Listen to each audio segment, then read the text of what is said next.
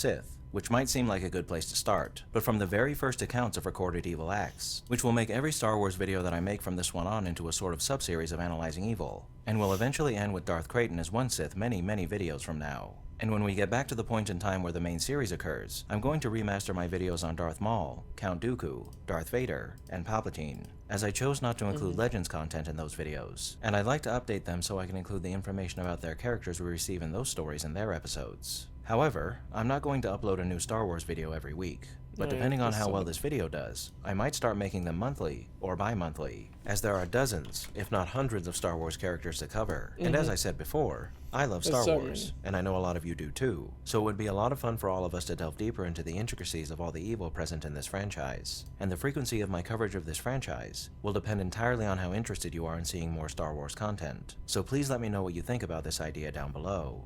Now, starting from the beginning of recorded Star Wars evil sounds simple enough, but you might be asking yourselves who or what are the notable individuals from the beginning of this universe that are worth talking about, and more importantly, which continuity am I going to be focusing on? Legends or canon? Well, to answer the latter, I'm going to be covering characters and including information from both when applicable. But since So, hopefully when he does say about it, he mentions this is Legends, this is canon. Technically, it's just as canon as each other, but it's a new canon timeline anyway. Nitpicky terminology. Hopefully we clarify which information comes from where, because a lot of people that do videos don't, and they just say this and this and don't even mention the sources or anything, and that muddies the waters a lot. Legends or canon?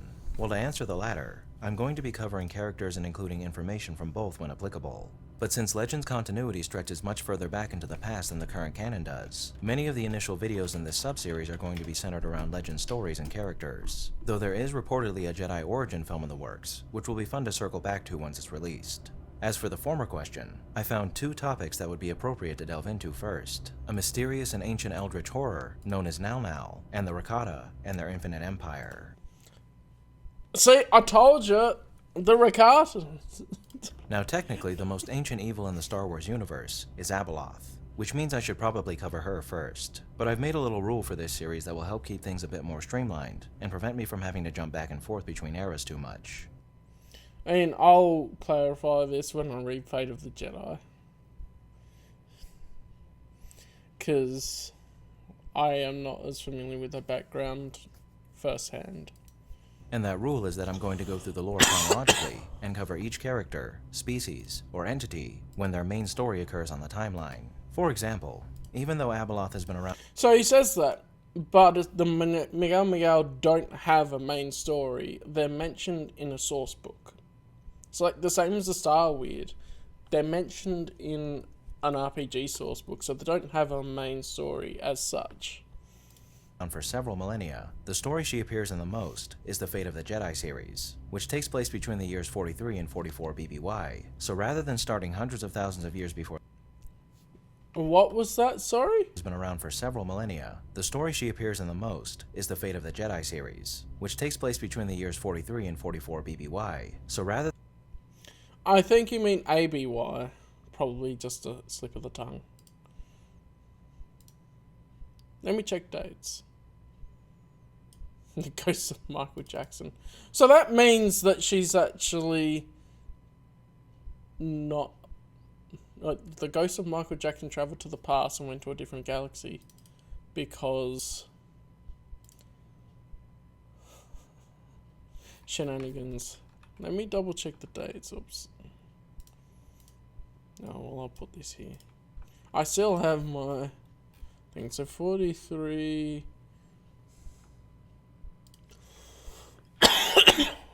yeah, 43 and 44 ABY.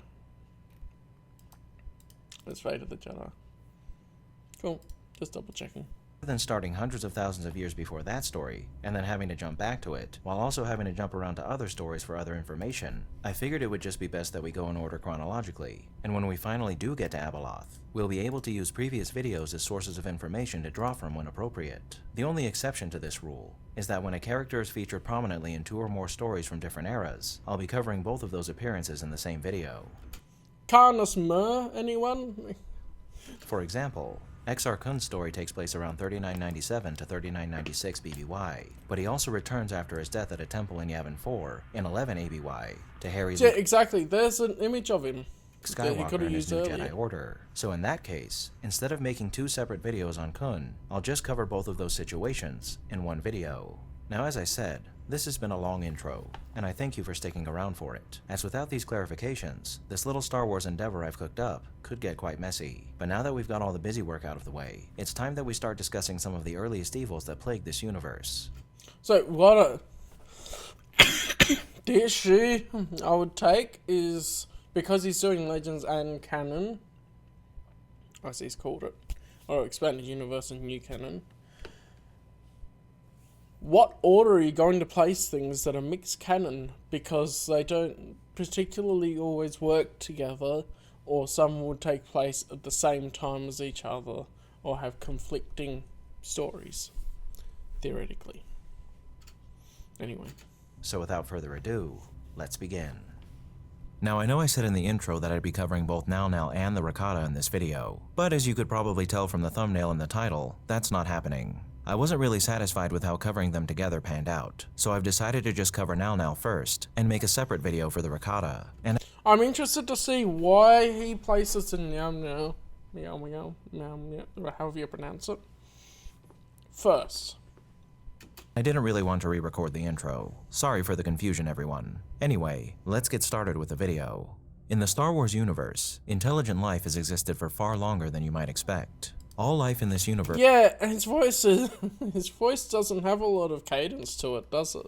It's good. is derived from the Force, and thus all life is tied to the midichlorians. I guess it's because it's scripted and he's reading it out. He ends up sounding a bit more robotic with it. The microscopic organisms that reside in every single cell that connects all living organisms to the Force. And at an unspecified era, the midichlorians formed on the planet known as the Wellspring of Life. And perhaps around the same time, the Celestials came into being, who you all might know better as the Ones, the Father, I mean, you could see him talking here. the Daughter, and the Son. The Celestials have been attributed with accomplishing some impressive feats across the galaxy, and as they seem to be direct manifestations of the Force, it could very well be that they were the beings responsible for spreading the midichlorians throughout the galaxy, so that life could form on the thousands of planets throughout it. Now, while life had existed millions of years prior to this moment, 2 Clone million Wars years characters, the only depictions of Celestials, because they were like a reference thing in a source book and whatever, but not actually delved into, because like origins of the universe and all that is much better left as a mystery. before the Battle of Yavin, the Kalumi of Kalumis established a technological society that would carry them to the present day, which is the first record we're given of sentient life. 500,000 years after that came the first known instances of the Wookiees of Kashyyyk playing tree drum music to celebrate their most sacred holiday, Life Day. While many other species would gain their sentience over the next few 100,000 years, their societies remained primitive, and the events of their prehistory were relatively unremarkable. It wouldn't be until the year 200,000 BBY that something monumental would occur on the galaxy's most prominent planet, Coruscant, which was then known as Notron, when the native Tong and Zell humans waged a series of wars. Image and information is from the Essential Guide to Warfare, by the way. And I pronounce it Notron. Notron, out of interest. So, the unknown regions. I haven't read the Essential Guide to Warfare author's cut, because there is part of that that's on the Celestials. That could be why he's referencing it as one of the very first things. Could have a look at that. With one another that concluded with the Tong's retreat from Notron and their eventual establishment of the Mandalorian culture on Mandalore. Now, aside from this single record of war, as is true with any society, all the various species of the galaxy likely warred amongst each other, or with one another, and committed grave injustices from time to time. But in the absence of any verifiable accounts of villainy during these time periods, what evils did occur on each of these planets is unknown. So, we need to look to what we can confirm, which brings us back to the Celestials, and the year 100,000 BBY. Gifted with immortality and a near unmatched connection to the Force, the Celestials. Boom! I've got the receipts. So, let's go I am very curious. Mnggal is never mentioned in the Essential Guide to Warfare Author's Cut. Yet Wikipedia lists it as a source. But it may be in the Essential Guide to Warfare itself, because this just has some extra information regarding it.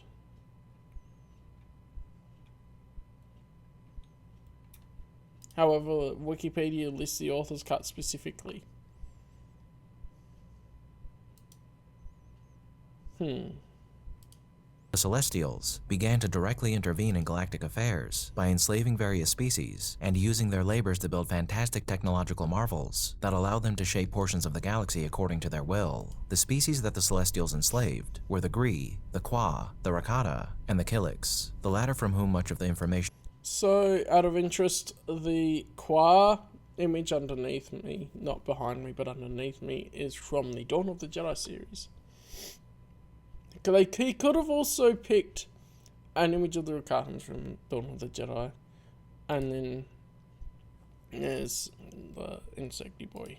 we know of the Celestials is derived, for the collective memory of a Killik hive, like the Thurut, reach back to the very beginnings of the galaxy. The Gree, the Qua, and the Killik all had begun to create advanced technologies like starships and the Qua's infinity gates, and so they seem to have been placed in roles that required them to assist the Son and the Daughter in designing and manufacturing machines like Centerpoint Station and Sinkhole Station, devices that allowed the Celestials to do things like craft the Corellia system, move the black holes that surround the Maw cluster into place, and create the hyperspace barrier that surrounded the galaxy and cut off the unknown regions from the rest of the galaxy. Now that last feat brings us to the first great evils of the Star Wars universe, aside from Abeloth, as it's speculated that this barrier that separates the rest of the galaxy from the unknown regions was either created to contain an entity known as Nal or the Rakata. Nal. Speculated by who? I would like to know the source on where this is mentioned. You know what? I've got the Essential Guide to Warfare here. What am I doing?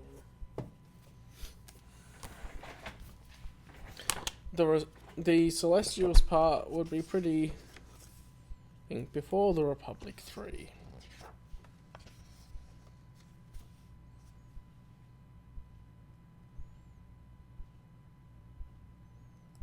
Yeah. So a lot of what he's saying is in line with the Essential Guide to Warfare, out of interest.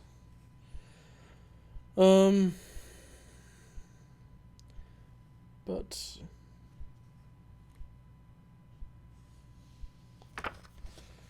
what? And then it goes to the Huts at War. Okay, which is long after. It doesn't say in here about the barrier around the galaxy preventing hyperspace to other galaxies. It'll be interesting to see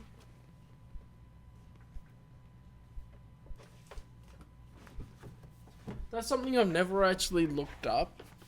It's I'm aware of the barrier, they can't go into hyperspace outside of the Star Wars galaxy because of stuff.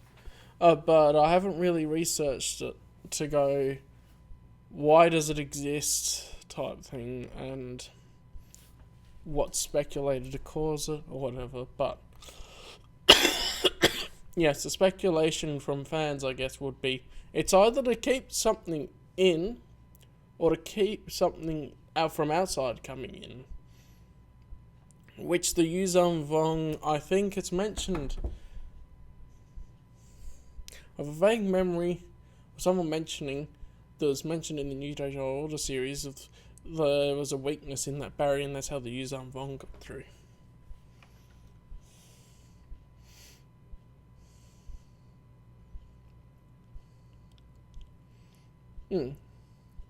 Hyperspace. Yeah. All of the technology that the Rakatans had was force-based, so you'd use the force to operate it. And then they were reverse-engineered, and especially by non-force sensitives, they were reverse-engineered and adapted and changed to become the hyperdrives that functioned without use of the force.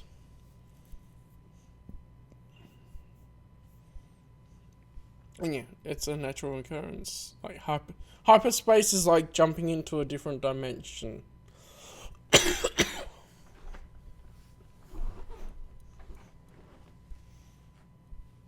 I mean, they weren't artificial. They were real hyperspace drives. They were just powered by the Force instead of by power cells or however else they would be powered by hypermatter or whatever.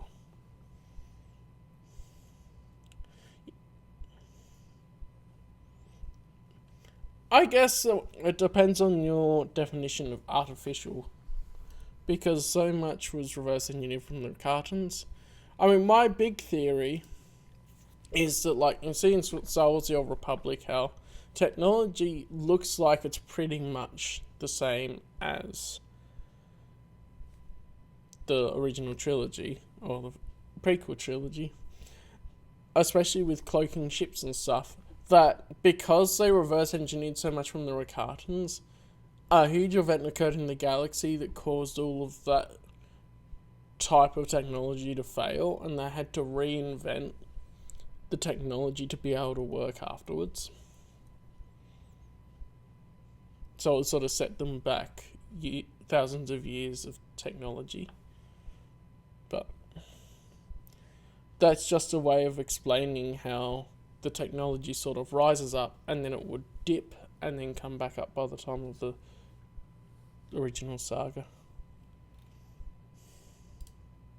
Oh, wrong one. Anyway, what was he saying about the barrier? Aside from Abeloth, as it's speculated that this barrier that separates the rest of the galaxy from the unknown regions was either created to contain an entity known as Nal or the Rakata. Nal made its first appearance in the Unknown Regions sourcebook for the Star Wars role-playing game, and that's the Wizards of the Coast role-playing game, because West End Games is also called Star Wars a role-playing game.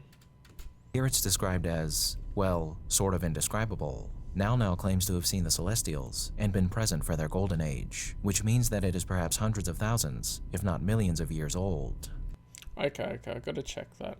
I may have missed that in the TTRPG folders, Star Wars, the Unknown Regions.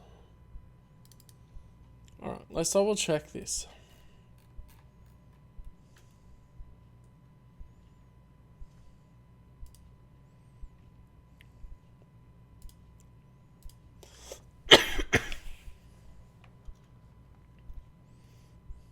No, hyperspace drives with the different power source. What am I thinking of? Mnggal-Mnggal. Threats. 137. Okay.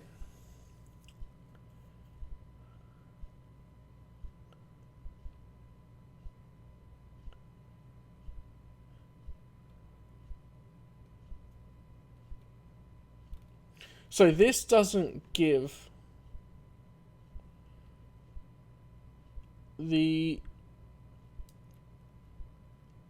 what he's saying about them being there thousands of years ago near the start. Like, what exactly did he say? Well, sort of indescribable. Nal claims to have seen the Celestials and been present for their golden age, which means that it is perhaps hundreds of thousands, if not millions of years old. Yeah. That's not in here that I can see. Let me make sure to read all of it rather than just...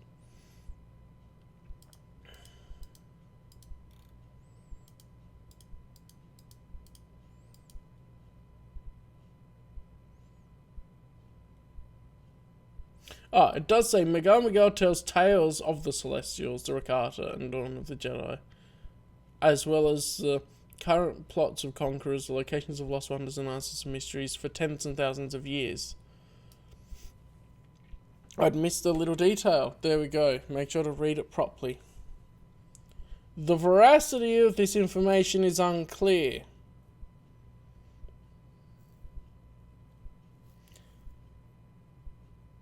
But, Mnggal-Mnggal is... said, Like, the context of Mnggal-Mnggal is singular, yet it's also a species type thing because it's spread apart throughout the galaxy. I don't know. Nal-Nal is a creature unlike any other in the known universe. Its purest form is that of a thick, gray, oozy liquid, a substance that coats the entirety of the planet Mngall in the unknown regions, which researchers presume is either its homeworld or the site of its emergence. As due to its curious nature, some have theorized that Nal-Nal is an extra-dimensional entity. As the sourcebook notes, if this were all that Nal-Nal was, it would be an avoidable hazard on an otherwise unremarkable planet. But Nal-Nal is far from being unremarkable. Though it covers of course.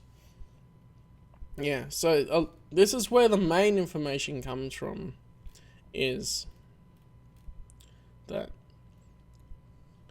Mnggal-Mnggal is an alien creature that claims to have witnessed the golden age of the Celestials and their sudden withdrawal from the galaxy circa 30,000 BBY.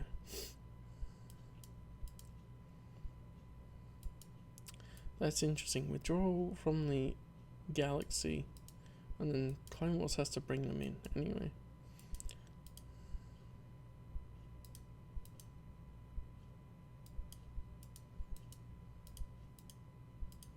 Yeah. Might be extra dimension in origin. Appearances so.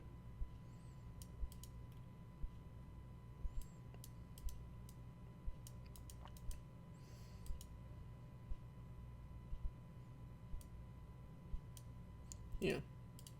The entirety of Mngall. Nal-Nal is actually just one single entity, and it's essentially a sentient and extraordinarily malicious parasite that infects living beings so it can transform them into zombies that it controls like puppets. Here is what the sourcebook has to say about its composition, and it's... Well, even I wish we just had even one short story about them, you know?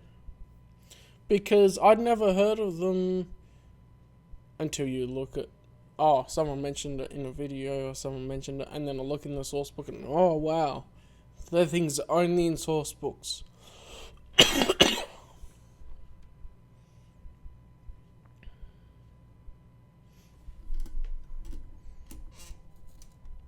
How did you know? I know, if I do, it'll be the end of the campaign, because the end of the campaign will be your characters could live or die, and then we'd be playing a new campaign anyway afterwards. Methods for infecting hosts. As a fluid being, Nal-Nal is capable of endless shapeshifting. It can interact with its surroundings by forming pseudopods, fanged mouths, and eyes on stalks. It can also break off pieces of its mass into crawling worms and flapping bat-like creatures, and when its constructs have served their purpose, they are reabsorbed into the totality of Nal-Nal. The entity can infect other beings with bits of itself, then eat at their insides until only shells remain. These puppets appear normal at first glance, but closer inspection will reveal their vacant gazes, stiff gaits, and, because they do not breathe or have a pulse, utter stillness when at rest. After consuming the innards of its prey, Nal-Nal fills every square centimeter of the victim's torso, limbs, and head, and it can animate them with sufficient precision to pilot an airspeeder, type on a datapad, or carry on a conversation. Since such victims no longer possess lungs or vocal cords, Nal-Nal projects its own voice from inside the throat, using speech that is emotionally flat and possesses a buzzy distortion. Kind of like some weird eye-based YouTuber. Bodies kept animated in this state are still corpses and subject to the normal process of decay. After a week, a zombie of this type will begin to rot, with the grayish essence of Nal-Nal leaking from the eyes, nose, mouth, or ears. In its raw form, Nal-Nal is a gelatinous goo that can take any shape. Streams and creeping amoebic blobs transport it from place to place. Thin tendrils and ropey tentacles reach into spaces and operate controls. Nal-Nal's primary method of transference is infecting others. Beings that encounter a calm pool of gray liquid might be shocked as the surface abruptly explodes, with dozens of droplets coating their faces and sliding towards their mouths and nostrils. After Nal-Nal's essence penetrates the cranium, it moves to the internal tissues, consuming blood and muscle as it increases its own mass. Within 24 hours, this results in a hollowed-out vessel filled entirely with viscous pus. The victim, of course, is dead, but the intelligence of Nal-Nal is now in control and can use the body however it desires. Because all are animated by the same mind, multiple zombies can essentially... If you don't know, this is art based on Death Troopers, which is a separate type of zombie virus to the Mnggal-Mnggal is how I want to pronounce it. Taking over a body. Communicate telepathically as they work together to spew infectious fluid into the faces of new subjects. Even animals, in sizes ranging between that of a Nexu and that Meow meow. Nexus pops up. of a bantha, can secretly be vessels for Nal-Nal. The ambush method or transfer is not the only manner in which Nal-Nal spreads. Small quantities of the gray slime, no longer than a bean, can be accidentally swallowed, after which the seed begins a similar hollowing, which can take up to a week due to the greater mass needed for conversion. A seed amount can be concealed in food or swirled into a drink by an infected victim, or it could be left by a small, worm-like segment that finds its way into a galley.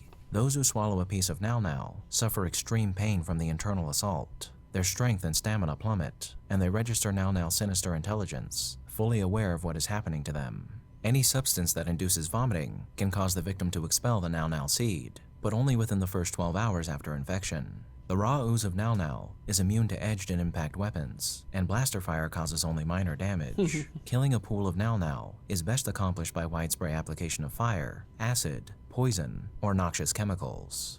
So already that's quite terrifying, as Nal-Nal is a gargantuan single-minded organism that can transform any living being into short-lived zombies that don't just wander around trying to eat people's brains, but ones that Nal-Nal can control and use to hide in plain sight, so it might infect even more living organisms through a process that's excruciating for its victims. Now, if Nal-Nal was doing these things for survival's sake, like say the Cordyceps from the Last of Us series, or the Thing from The Thing, then it wouldn't be anything more than an animal fulfilling its biological functions, and we wouldn't really be able to claim that it's evil. But no, Nal-Nal is not just an animal, and because it isn't, it's perhaps the most horrifying creature in all of the Star Wars universe. Here is what the Unknown Region sourcebook has to say about its motivations. Nal-Nal has a single, self-aware intelligence. Some who have spent time among the petrified forests of Mnggal-Mnggal claim to have conversed with it, and they have filled journals with recollections of its dreamlike observations. Nal-Nal speaks in verse, metaphor, and riddles, often using ancient languages or adopting forgotten conventions of speech. Some say that it's a deceiver, and that every word it utters is either a lie or flattery. Nal-Nal tells tales of the Celestials and the dawn of the Jedi, as well as the current plots of conquerors, the locations of lost wonders, and the answers to mysteries that have existed for tens of thousands of years. But the veracity of this information is unclear. Nal-Nal relishes deceiving the gullible and stringing along the hopeful with truths He's that will reorganized some of the information, which makes sense. remain forever just out of their reach. It's clear that Nal-Nal has malevolent intent. Its primary tactics of aggression infecting other beings and spreading off-world inside their husks do not appear to be based on any sort of survival instinct. Instead, Nal-Nal seems to thrive on the suffering of others. The wrenching spectacle of a mother confronted with the reanimated corpse of her own child has been repeated on planet after planet, and Nal-Nal pushes the emotional buttons of other beings to persuade them to open airlocks and deactivate perimeter fences. Nal-Nal desires control, and the entity has staked its claim to thousands of worlds in the Great Spiral Galaxy that it has inhabited far longer than the ephemeral beings that are its playthings. Extinguishing individual lives appears to be a source of lazy amusement. Now that is one evil creature, one that has no need for sleep or sustenance, that spreads itself throughout the galaxy to terrorize others, simply for the sake of it. In a way, what Nal-Nal is very reminiscent of Pennywise, the signature terror from Stephen King's It, as Pennywise is a cosmic horror that instills fear within its prey in order to make them taste better, which is horrific, but at the very least, what Pennywise is doing is feeding itself, so we can give it some leeway when judging its actions. Nal-Nal, on the other hand, has no justifiable reason for doing what it does. Countless planets in the unknown regions have fallen victim That we know of.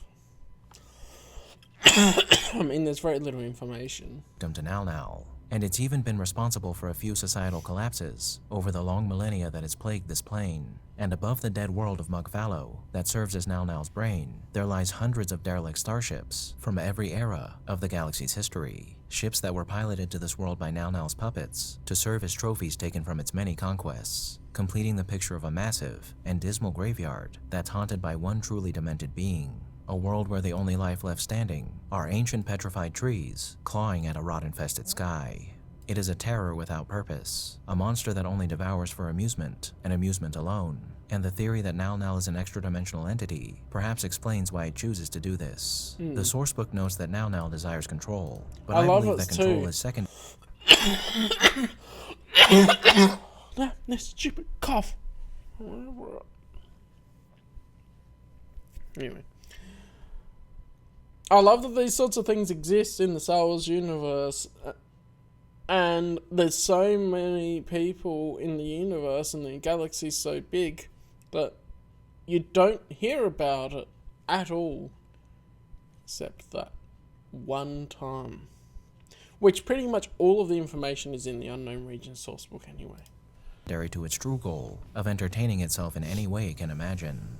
As a being that defies all logic and has no biological equal in the known universe, perhaps Mnggal-Mnggal comes from a dimension where there are many others like itself. But after some sort of freak accident, it ended up in this one, an immortal being who wants for nothing, that finds itself in a strange world, filled with strange creatures, with no purpose other than eking out its existence, completely alone, in a foreign universe. So in the absence of a true purpose, Mnggal-Mnggal decided to make a purpose for itself. And that purpose was to make its otherwise lonesome and pointless existence as entertaining as it possibly could. And with no morals, and absolutely no connection to any other being in this dimension, there are no limits to what Mnggal-Mnggal will do to entertain itself. And its creation of puppets that it could use to push others past their limits emotionally and mentally, before invading them as well and consuming them, is reminiscent of a macabre scientist who's experimenting with living organisms to see what sort of reactions it can get out of them as it conducts its dreaded research. For Mnggal-Mnggal, life is but a game, and all the cosmos are its playground, pitting mothers against their children,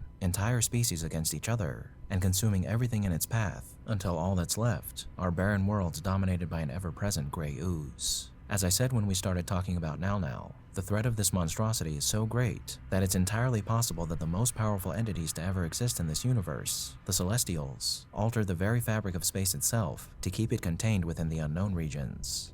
That's the part where I'm like, I think that might be more of a fan theory type thing. But also I wonder, like, it's such a threat, yet it doesn't seem as widespread as it could be. For being however many thousands of years old, you would think it would be on even more planets and be more widespread if it was really such a big threat. Which is a testament to just how dangerous this creature is. Unfortunately though, the hyperspace barrier is apparently not an eternal construct, for it's begun to weaken over the long millennia since it was created, and Mnggal-Mnggal has reportedly been sighted on planets in wild space and in the Outer Rim. And with what is perhaps the single greatest threat to organic life spreading throughout the galaxy, who knows, perhaps one day the entire galaxy will finally be united, if only for the sake of fighting back a threat whose sole purpose seems to be the consumption of all life for its own amusement. But even then, with how stalwart of a being Mnggal-Mnggal seems to be, there are so many things that could go wrong that would only benefit Mnggal-Mnggal in the long run. You could send legions of beings to Mnggal to scour its surfaces with chemicals and fire until each drop of Mnggal-Mnggal is destroyed, but that would require billions upon billions of individuals working in concert to accomplish this feat, as exterminating a planet-sized organism is no easy task. And orbital bombardment wouldn't get to its actual brain, which would be in the heart of the planet, I would imagine. As this extermination progressed, it's more than likely that Mnggal-Mnggal would infect enough people during this process that it would eventually infect everyone involved, afterwards sending them back to their ships so they could spread throughout the entire galaxy and quickly consume everything in their path. So perhaps the answer is to destroy Mnggal itself with a superweapon like the Death Star, obliterating all of Mnggal in one fell swoop, so it wouldn't have the opportunity to infect people arriving on Mnggal to destroy it. However, with how resilient Mnggal is, who's to say that blowing Mnggal to smithereens wouldn't just send pieces of Mnggal flying in a million different directions across the stars, and accomplish much the same thing that a more personal extermination effort would. With so many unknown variables, there seems to be only one answer: containment. Every single sentient being in the galaxy needs to be educated on the dangers of Mnggal, of how a small unassuming puddle of gray liquid could not just spell the end of their lives, but the lives of every single person they've ever known and will never meet. And to ensure that Mnggal could never leave Mngala again, a blockade of perhaps thousands of starships would need to be placed around Mngala, a blockade manned by rotating crews of ever-vigilant watchers who jump at the first twinge of activity emanating from this dead planet. You can't expect people to remain that vigilant all the time, though. And yeah, that could be a really good way to do it. I would imagine it of like, the Sith are defeated, there's the galactic triumvirate of the Jedi, the Fell Empire and the Alliance of Free Planets, I believe it is.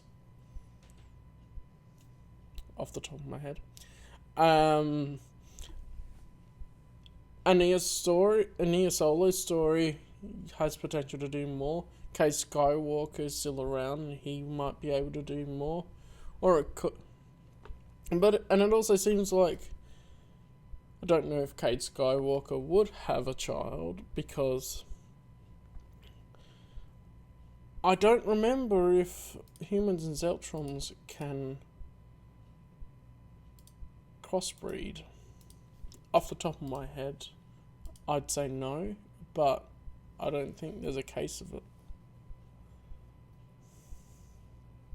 Like, they could, but also probably not. Yeah. Yeah, I mean, he is S6. You should read it, there's a little more nuance to it. It's really good. A common enemy that everyone will rally against, the same sort of way as the Yuzan Vong coming in rallied everyone against the Yuzan Vong. Everyone would see the threat of the Mnggal-Mnggal. And maybe even the Mnggal-Mnggal's not that widespread because it knows it wouldn't be able to get out of the galaxy. So it's waiting for the barrier to be weak enough to be able to penetrate, and then we'll take everyone over. That could be a cool way of going, that's why it was waiting. With strict policies in place regarding the destruction of Nal-Nal and this blockade, Nal-Nal might be relegated to an ever-present but manageable threat. Yeah, he sounds like he's just saying now. Whereas reading him like Mnggal-Mnggal. Ever-present is the key phrase here, though. As for a being with eternal life and no need for nourishment, all Nal-Nal has is time. And even if it took 100,000 years, there is always the possibility that this horror of incomprehensible age, monstrous intelligence, and nearly unmatched resilience could find a way to worm its way into the mind of just a single individual, whispering to them promises of riches and knowledge beyond their imagining, of power and wealth unlimited that they could have at their fingertips, if they would only just let it in. And that... Or some numbskull goes, what are we putting everyone blockading this planet around? And then manages to get everyone to vote and they take away the blockade. That could also be a thing of like, it's been thousands of years, whatever. Is the true terror of Nal-Nal, an entity with endless potential, infinite time, and an appetite for inflicting the cruelest horrors you can imagine upon every living being in the entire universe, just to satisfy its desire for entertainment. And with all that we've learned about this dread abomination in mind, I feel safe in stating that this is one of the most horrifying evils that has ever been imagined. Thank you all for tuning in to this episode of Analyzing Evil, and I hope you've enjoyed. What are your thoughts on Nal-Nal and the Rakata? Let me know down below, and leave a suggestion for a villain you'd like to see featured while you're at it. If you like this video, hit that thumbs up button, and make sure to subscribe if you haven't already. A big thank you to all of my subscribers, my patrons, and anyone who's decided to honor Sounds so me with a super robotic, thank. man. And a most vile thank you to those whose names you're seeing on screen now. That was vile patrons. Wow. Join the channel's Discord server and subreddit to interact with myself and the community, and follow me on the social media platforms listed below to keep up with the channel. As always, thanks for watching, and I'll be seeing you soon. Yeah, that was good. His information was all pretty accurate from what I could see. Of course, it's all from the Unknown Regions guide. There was a little bit in a couple of articles, like there was a compilation article on StarWars.com that I was looking at on my phone, because I couldn't load it on a tab here. And I don't know where it's mentioned in the Essential Guides to Warfare Author's Cut the Celestials, because I word searched and it didn't come up. I could try again, I guess. Just quickly. Because I just want to check Wikipedia, but because it's not always accurate. I'm also not 100% sure how accurate it is. So, Traces of the Celestial, maybe?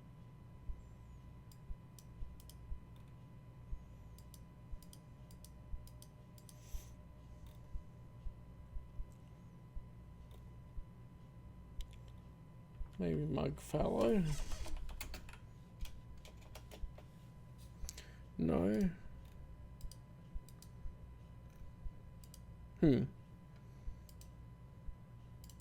Okay, let's open this up because I've got a... I wonder. Oh. I'll have a look maybe sometime later, but all the information was correct in it. It was good.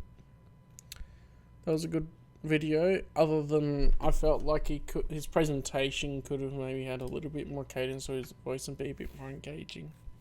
That was the main thing. Well, that was all accurate information. It would have been nice if, when he was talking about some of the other bits, if some of the information came from somewhere else that he didn't say this comes from this, but he only mentioned the Unknown Regions sourcebook, which could be where all the information is anyway, and other things are just references back to the same information.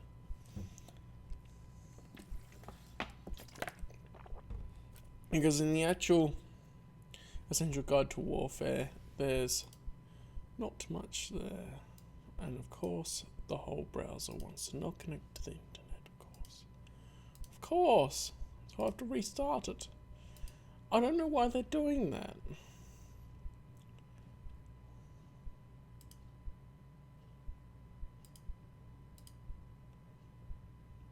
Anyway. That was good.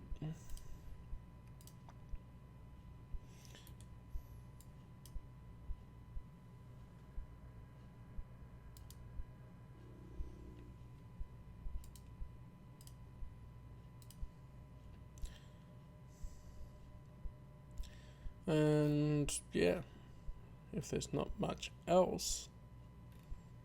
Yeah, the Mnggal-Mnggal I do want to use because it's in Saga Edition and we're playing that version, and we specifically want to explore some of the, at least myself, I want to explore some of the obscure things that you would only find in the source books, which is like, okay, I need to read through some of them more too, but it's really cool. And it's like, that's definitely an end game for one of the campaigns, is to try and deal with the Mnggal-Mnggal. If you, say, have reports of missing people that's sort of important, and you come across a Mnggal-Mnggal or something, that'd be like the plot hook for it, probably. And then it's the party deciding what they do with it. If they know it's the Mnggal-Mnggal, they would go, maybe they might deal with it properly, maybe some of them will get infected. NPC followers, I'm thinking, would likely get infected given the right circumstance, and that could be very interesting. That, or we just have some other NPCs, depending on the time frame and all that, or depending on the narrative. Or what am I saying? It depends on the narratives more than anything else. Yeah. So that'll be all for tonight. Thank you guys for joining and watching. I did hit big rage mode earlier. That was a good video. He did a good job. All the information was correct, which is more than I can say for a lot. And just being nice. Yeah, that's it. I wish his voice didn't sound so robotic. Make it interesting. Actually, I'm curious before we go. I'm curious if we have English.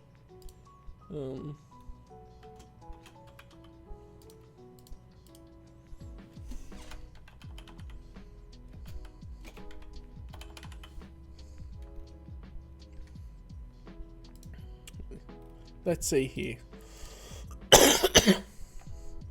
Mnggal-Mnggal. So, it's not Google Translate's pronunciation. Mnggal-Mnggal.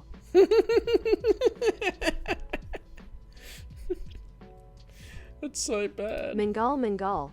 Mnggal-Mnggal.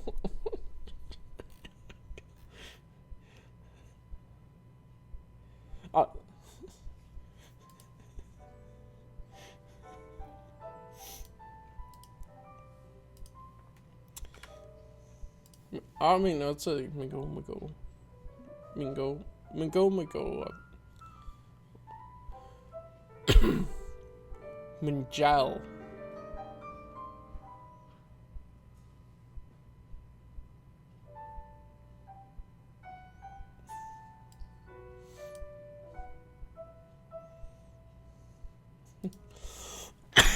Well, that's just reading it and not knowing its roots. Actually, it said translate from Javanese. Let me have a look at that again.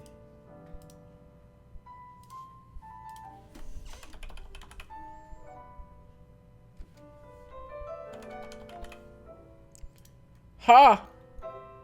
Oh, this is interesting. Oh, this is a little tidbit. Mnggal-Mnggal in Javanese means always. If you take out the repetition, it means never.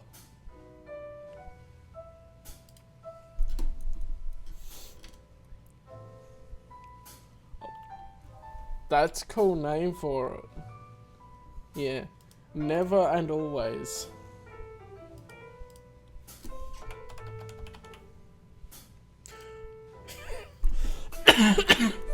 You put the hyphen in, that means every now and then. What?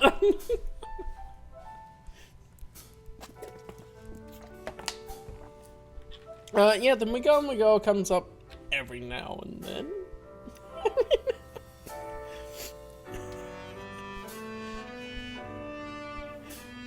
Ah, that's pretty neat. The hyphen is the spelling that's in the source book as well.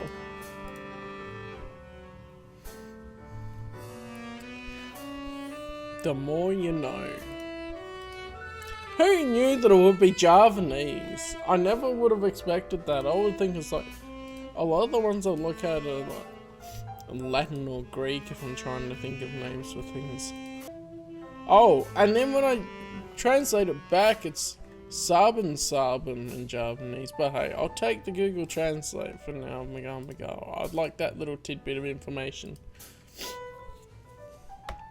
So that'll do it for now. Thank you guys for joining and watching. I'm gonna get a good night's sleep tonight, and I will see you guys next time. Even though I feel awake now. Damn it. Uru.